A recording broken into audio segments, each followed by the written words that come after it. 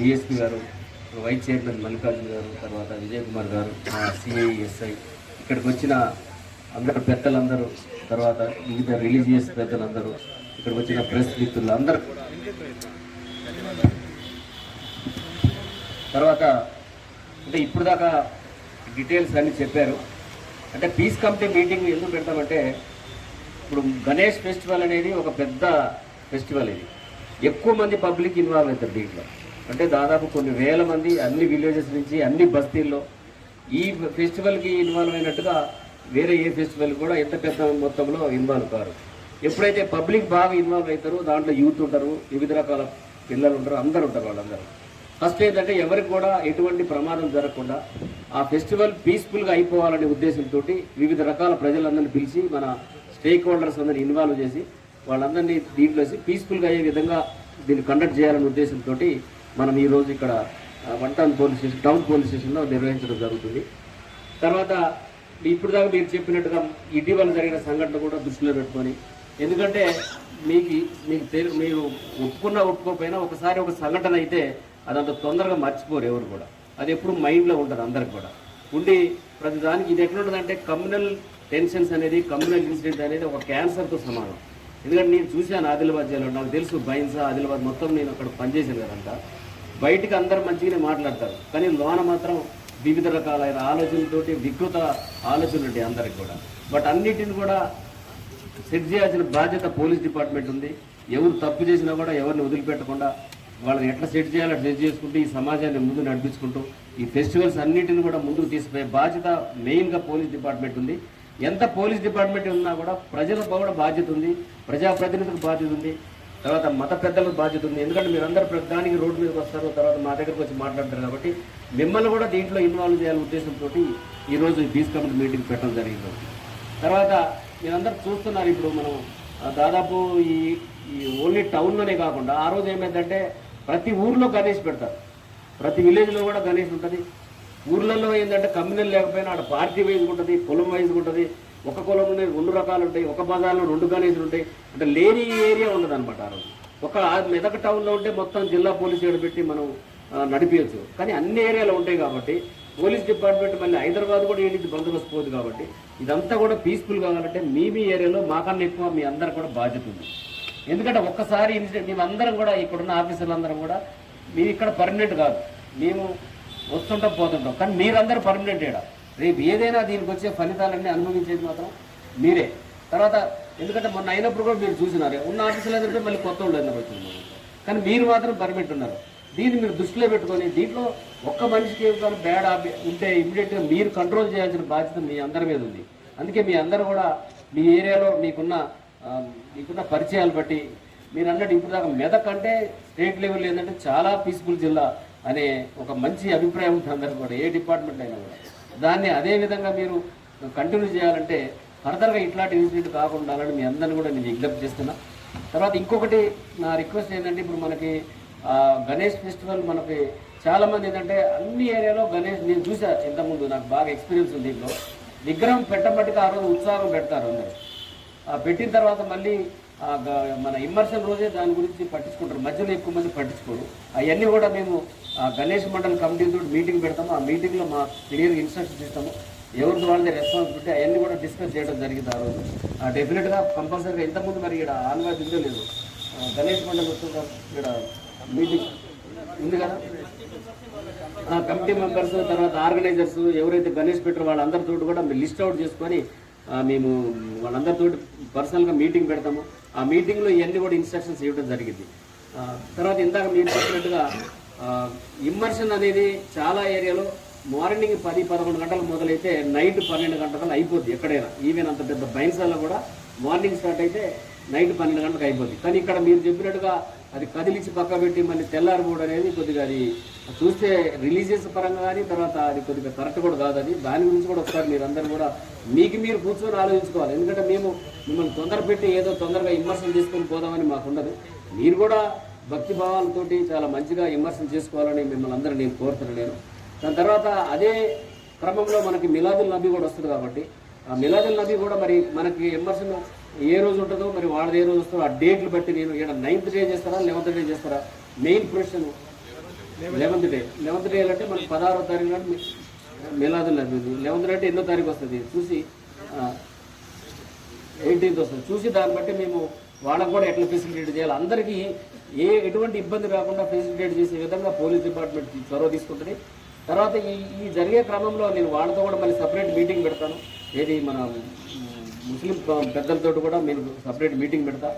ఏంటంటే ఇప్పుడు అది కాకుండా ఎవరి ఏరియాలో వాళ్ళే చేసుకోవాలా, ఎవరి దేవుడి దగ్గర వాళ్ళే చేసుకోవాలా, ఎవరి మండపం దగ్గర వాళ్ళే చేసుకోవాలా, అంతేగాని మొత్తం రోడ్డు అంతా మేము అది చేస్తామంటే మాత్రం అది కూడా మేము మాట్లాడి క్లియర్గా ఎవరోడికి మా కొన్ని నిబంధనల ప్రకారం మేము అన్నీ కూడా ముందుకు పోతాం. అన్నీ కూడా తర్వాత ఏదైతే ఈ 7వ తారీఖు నాడు ఇన్వర్షన్ మన వినాయక చవితి స్టార్ట్ అవుతుందో ఆ రోజు నుంచి కూడా మేము ప్రత్యేకంగా దృష్టి పెట్టి మా నేరలు ఎక్కడ కూడా చిన్న ఇన్సిడెంట్ కాకుండా చూడాలి. తర్వాత మీరు కూడా ఆర్గనైజర్స్ తోటి మీ ఏరియాలో మీరందరూ పెద్దలు కాబట్టి, ఎందుకంటే మేము వచ్చిన తర్వాత దీని మీద స్టడీ చేశాము. సరే ఏదో ఇన్సిడెంట్ అయిపోయింది, దాన్ని ఎట్లా ఫర్దర్గా కాకుండా చూడాల్సిన బాధ్యత మా మీద ఉందో చూసుకుంటామంట.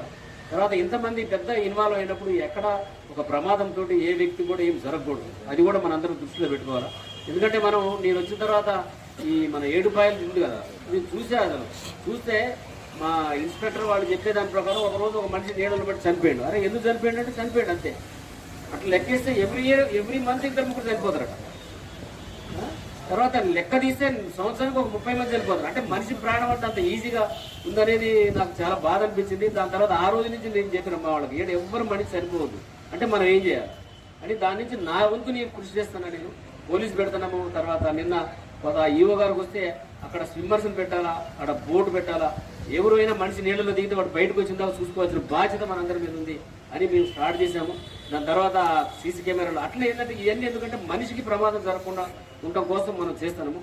ఎందుకంటే చాలాసారి గణేష్ అప్పుడు ఏం చేస్తారంటే వాళ్ళు ఇష్టం వచ్చినట్టు వెల్డింగ్ చేస్తారు, ఇష్టం వచ్చినట్టుగా వైర్లు తగిలిస్తారు, ప్రమాదం జరిగే ఛాన్స్ ఉంది. అది కూడా జరగకుండా చూడాల్సిన బాధ్యత మా అందరి మీద ఉంది. తర్వాత మీ అందరికి కూడా నేను రిక్వెస్ట్ చేసేది ఏంటంటే పోలీస్ డిపార్ట్మెంట్ చెప్పినట్టు వినాలా అంటే, ఎందుకంటే మా బాధ్యత, మేము లాండ్ ఆర్డర్ కంట్రోల్ చేస్తాం కాబట్టి మేము ఎవరికి కూడా ఫేవర్గా చెప్పము, ఎవరికి వ్యతిరేకంగా చెప్పము. ఆ ఏరియాలో ఈ ప్రాబ్లం ఉంది కాబట్టి మీరు ఇట్లా పోవాలా, ఇది గణేష్ ఈ రూట్లో పోయేటప్పుడు ఇట్లా పోవాలా, ఈ ఏరియాలోకి వచ్చినప్పుడు సెన్సిటివ్ ప్లేస్ ఉంటే అక్కడ మేము చెప్పినట్టు వినాలా. అంతేగాని మా ఇష్టం మేము ఏమే ఉంటామంటే మాత్రం అది తర్వాత మేము ఏమి యాక్షన్ తీసుకుంటాం. అది మీరు అందరూ కూడా దృష్టిలో పెట్టుకోవాలి. అందరూ ఆర్గనైజర్స్ అందరూ కూడా బస్తీ వైజ్గా మాట్లాడుకోండి. తర్వాత మేము కూడా ప్రతి గణేష్ మండలి దగ్గరకు నేను కూడా పర్సనల్ తిరుగుతా, అక్కడ కూడా ఒక టీం ఫామ్ చేస్తాము. ప్రతి గణేష్ మండలికి ఒక 5 కమిటీ సభ్యులు ఉండాలా, వాళ్ళదే రెస్పాన్సిబిలిటీ ఫిక్సప్ చేయాలా. ఎన్ని చేసుకుంటూ పోతే డెఫినెట్గా మనం పీస్ఫుల్గా అయిపోతుంది. ఎందుకంటే పోలీస్ డిపార్ట్మెంట్ ఒక్కరోజుతో కాదు, ఇది అయిపోయిన తర్వాత మళ్ళీ మనకి దుర్గామాత వస్తుంది. ఈ నెల మొత్తం కూడా మాకు ఏ బందోబస్తులు ఉంటాయి కాబట్టి మీ కోఆపరేషన్ మాకు చాలా అవసరం. ఇది ప్రతి వర్గం ప్రజలు కూడా మాకు మేము చెప్పినట్టుగా మేము ఉండాలని, తర్వాత మీది ఏ ప్రాబ్లం ఉన్నా కూడా మేము కూడా రిసీవ్ చేసుకొని అంతేవిధంగా మీకు 24 గంటలు అందుబాటులో ఉంటుంది పోలీసు. ప్రతిరోజు అన్ని రకాలుగా మేము చెక్ చేసుకుంటూ ఎక్కడ కూడా ఇబ్బంది కాకుండా ఈ పెద్ద ఫెస్టివల్ని పీస్ఫుల్గా అయిపోవాలంటే మీ అందరి సహకారం కావాలని నేను మీ అందరిని కూడా పేరు నేను విజ్ఞప్తి చేస్తాను. నేను తర్వాత మీరు అన్నట్టుగా ఇంతకుముందు చెప్పినట్టుగా ర్యాలీ ఉంది కదా, అసలు అప్పుడే తీయాల్సింది. అప్పుడే తీస్తే ఒక పెద్ద లెవెల్లో మంచిగా ఉండేది. ఇన్ని రోజుల తర్వాత మళ్ళీ మనం దాన్ని గుర్తు చేసినట్టు అయితే చూస్తాం. అది కూడా మేము ఆలోచిస్తాం, డెఫినెట్గా ఆలోచించి మనం చేద్దాం. ఒకటి మా నినాదం ఒకటే ఏంటంటే మెదక్కి ఇంతకుముందు ఎంత పేరుందో అదే పేరు మనం నిలబెట్టాలి అందరం కూడా. అర్థమైందా? నా స్వార్థం ఏముంటుంది, నేనున్న రోజు నేను కావద్దు, నా స్వార్థం ఉంటుంది. మీరేమంటారు, మీరు ఇప్పుడు వైస్ చైర్మన్ ఉండండి, నేనేమనుకుంటాను నేనున్నప్పుడు ఏం కావద్దు అనుకుంటున్నాను. ఎందుకంటే మీరందరూ ఇక్కడ ప్రజలు కాబట్టి ఇది చిన్న డిస్టర్బెన్స్ ఉంటే మాత్రం చాలా కష్టం. ఎందుకంటే నేను చూశాను చాలా ఆదిలాబాద్లో బైసాలు ఏంటంటే ఒక స్టేజ్లో పిల్లనీయడానికే భయపడతారు ఎవరైనా, ఎందుకని అట్లా. అది ఏది ఉన్నా లేకుండా మనకి ఆ కమ్యూనల్ ఆలోచన మాత్రం ఉండకూడదు. అది ఉంటే మనకి ముఖ్యమైనటువంటి పండుగ గణేష్ మంచి వాతావరణం, భక్తి శ్రద్ధలతో వాతావరణంలో పండుగ జరుపుకోవాలని, మనమందరం ఒకరికి పరస్పరం సహకరించుకొని ముందుకు పోవాలని చెప్పేసి ఒక మంచి ఉద్దేశంతో ఈరోజు మన పట్టణ పోలీస్ స్టేషన్లో ఏర్పాటు చేసినటువంటి పీస్ కమిటీ సిఐ గారి అధ్యక్షతన, నాగరాజ గారి అధ్యక్షతన ఏర్పాటు చేసినటువంటి కార్యక్రమానికి ముఖ్య అతిథులుగా వచ్చేటువంటి గౌరవ మన జిల్లా ఎస్పీ గారు ఉదయ్ కుమార్ రెడ్డి సార్ గారు, ఇటీవలనే వచ్చినటువంటి మన స్వామి మన డిఎస్పీ ప్రసన్న కుమార్ సార్ గారు, ఎస్ఐ గారు, అదేవిధంగా